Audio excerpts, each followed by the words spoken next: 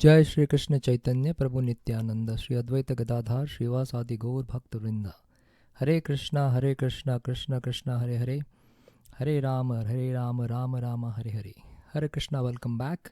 So we are on verse number 10 of chapter number 1 of Srimad Bhagavad Gita, and in this verse Duryodhana is giving the final comparison and assessment, and he also gives his conclusion of what he has spoken in last few verses.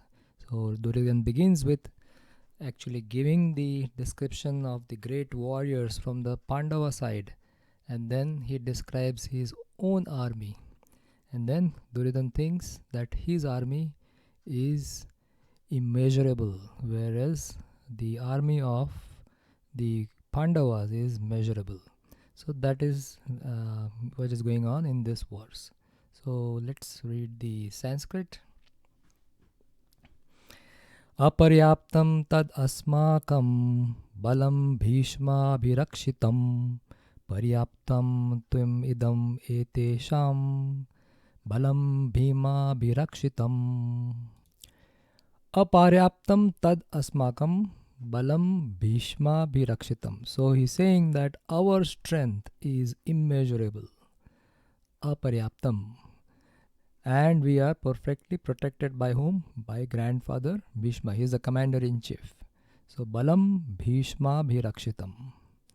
And then on the opposite side it is, he is saying Balam Bhima Bhirakshitam. So whereas the strength of the Pandavas, carefully protected by Bhima, is limited, Paryapta. So Paryapta can mean sufficient or limited, or we can say Paryapta is measurable or adequate, whereas Aparyapta means immeasurable. So these are the two words, opposite words, and that has been used as a describer by Duryodhana. So let's see what is going on in this verse. So Duryodhana is giving the summary of the comparison for the two forces and says my forces under Bhima are aparyapta, immeasurable, and the forces under Bhima are paryapta or sufficient, measurable, or we can use the word adequate. So here the word paryapta is the describer, and if a prefix is coming before the describer, so aparyapta, so paryapta is basically measurable and the word a is used in front of it. So that is the prefix. So when a prefix is used, then the prefix can either emphasize that quality or the prefix can negate that quality, right? So for example, valuable. So if there's something has value, and then if we say invaluable, so the value is here intensified, right, by using the word in front of it. So it's so valuable, it becomes invaluable, means it's so valuable. So in this case, it is the prefix is actually emphasizing that quality. But we can take another word, that is substantial, or substantial means something that has substance.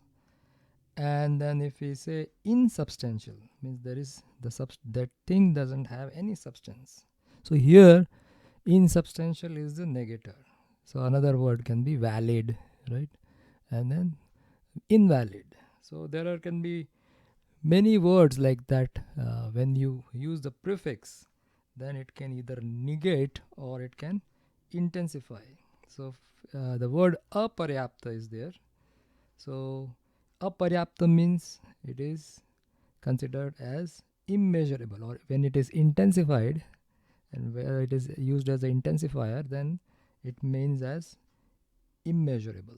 Whereas if we use it as a negation, then aparyapta means insufficient or inadequate.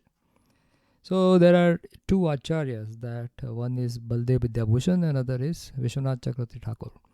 So Baldev Vidyabhushan is the disciple of Vishwanath Chakravarti Thakur. Now both of them are acharyas, but both of them differ. So one considers that as intensifier, like Baldev Vidyabhushan is using it as an intensifier, meaning Duryodhana is saying that our army is really great, whereas Vishwanath Chakravarti Thakur, he's saying that no, our army is, our capacity is not that great. It's our army is actually insufficient. So both these acharyas, one is Baldev Vidyabhushan, who actually explains in terms of tattva, so the truth, whereas Vishwanath Chakravarti Thakur, he explains in terms of rasa or inner emotions. Right? So acharyas can give actually different purport based on the focus of their explanation. Right? So let's see. Other thing, you can see that these words are actually spoken by Mother Saraswati through Duryodhana. So it has got a double meaning, and the difference between what he is intending to say and then what he say, that completely changed the meaning. So there is a that factor that Mother Saraswati is revealing us through Duryodhana, that what is going to happen towards the end of the Kurukshetra war. So this is a particular text which I have taken from the book written by His Grace Bhurijan Prabhu. The book name is Surrender Unto Me. So in that he explains more details about these explanation given by different acharyas. So let's read it. So Srila Prabhupada has translated the first word in the text 10, aparyaptam, as immeasurable, because this is the same is given by Baldev Vidyabhushan. So Sri Baldev Vidyabhushan. So Srila Prabhupada is following what Srila Baldev Vidyabhushan is explaining. And in his purport explains the verse accordingly. So purport, when we are going to read the purport, we'll see that Prabhupada explains in a way that Duryodhana is thinking that our army is good enough. It's better than actually the Pandava army.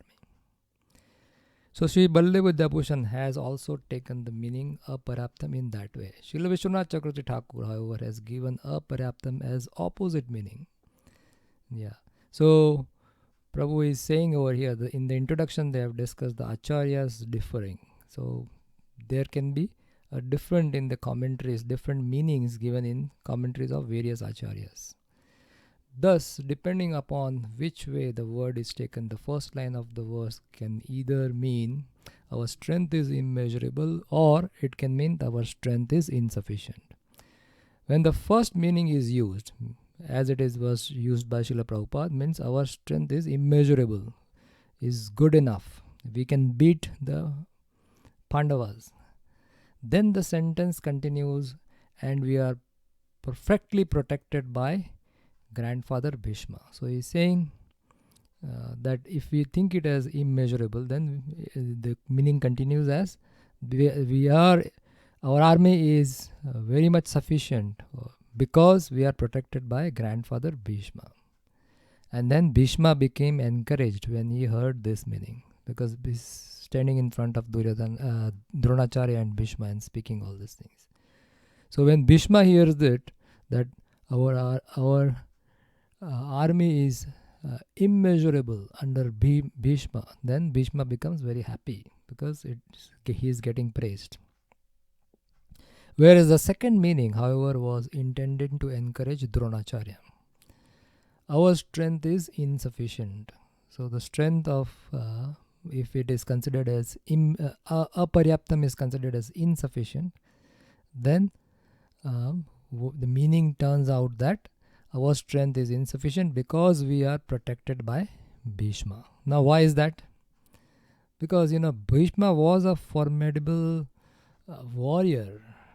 He's a formidable warrior, but because he favored the Pandavas, Duryodhana felt that he would not fight to his full capacity. So though he is a great warrior, he can win the war for them, but he will not fight because he has soft corner for the Pandavas. So in that case, Duryodhana felt that he would not fight to his full capacity, and Dronacharya took the second meaning, that he understood Duryodhana's message to be Our strength is insufficient because Bhishma's split loyalty. Therefore, Drona, you must fight even harder to make up for Bhishma's weakness. So now in this case, what happens is he is actually praising. If it is considered as insufficient, aparyaptam is considered as insufficient, then he is telling that our army is insufficient under the leadership of Bhishma. So now, and why is that? Because Bhishma has a soft corner for the Pandavas. So then what needs to be done? So Dronacharya, you must fight even harder and then win this battle for us. So Drona, you must even fight even harder to make up for Bhishma's weakness. Thus, the expert diplomat Duryodhana encouraged both Bhishma and Drona with this one word. So you see how Duryodhana is, he is playing the politics of words, and that has been explained by the acharyas. So let's see what Srila Prabhupada says. So in the purport, Srila Prabhupada is saying, Duryodhana concludes, our strength is immeasurable. So this purport which is given by Srila Prabhupada is in line with Baldev Vidyabhushan, which means that our army is immeasurable. It's great. We are sufficient enough to beat the Pandavas. Why? Because we are under the leadership of Bhishma Pitamaha. So here is, in the purport, Prabhupada says, herein an estimation of the comparative strength is made by Duryodhana. He thinks that the strength of his armed force is immeasurable, being specifically protected by the most experienced general, grandfather Bhishma. So this the next paragraph continues as, Pandava's strength is limited. So our strength is unlimited, whereas Pandava's strength is limited. Why? Because Pandava, on the other hand, the forces of Pandavas are limited, being protected by less experienced general Bhima, who is like a fig in presence of Bhishma. That statement is true actually, that there can be no comparison between Bhishma and Bhima. Bhima is weaker compared to Bhishma. But the issue over here is not only that whether who is more powerful. The comparison of Bhima and Bhishma, if we directly compare, then Bhishma is definitely far more superior, more experienced, more learned. Whereas from the other side, if we see from the internal perspective, the Bhima's zeal to fight, his heart is there in the war. He was looking forward to this battle. So that is more compared to Bhishma. Because Bhishma, he didn't want this fight to happen or the war to happen. So in that way, if we see that Bhishma is kind of engaging in this war because he has to. He has given words, he had given promises earlier. So he had to fight from Duryodhana's side. Whereas for Bhima, it is not that. That thing is not true, actually. So he wanted, because Bhishma wanted peace and he loved the Pandavas. His heart was not there in the war. So in that way, you can see that, the comparison becomes like that Bhima is kind of coming out as more stronger than Bhishma because of his enthusiasm to fight. So in the war, it's not just the strength actually, it's all the emotions which is going behind. If the emotions is really high, then even the weaker party can win. So that's how things can change. So in the last paragraph, Duryodhana is envious about Bhima and his conclusion. So now even we see is comparing Bhima and Bhishma. But why he's doing that? Because for Duryodhana, Bhima is the biggest enemy. So here Prabhupada says that Duryodhana was always envious of Bhima because he knew perfectly well that if he had to die at all, he would be only killed by Bhima. But at the same time, he was confident of his victory on account of the presence of Bhishma, who was far superior general. So he was taking that external thing into account. And though he knew that, Bhishma may not be having full heart, but still he knows that Bhishma is much more powerful than Bhima. So his conclusion that he would come out of the battle victorious was well ascertained. So that is what he's thinking, that we are going to be victorious in this war, because comparative strength we are much better.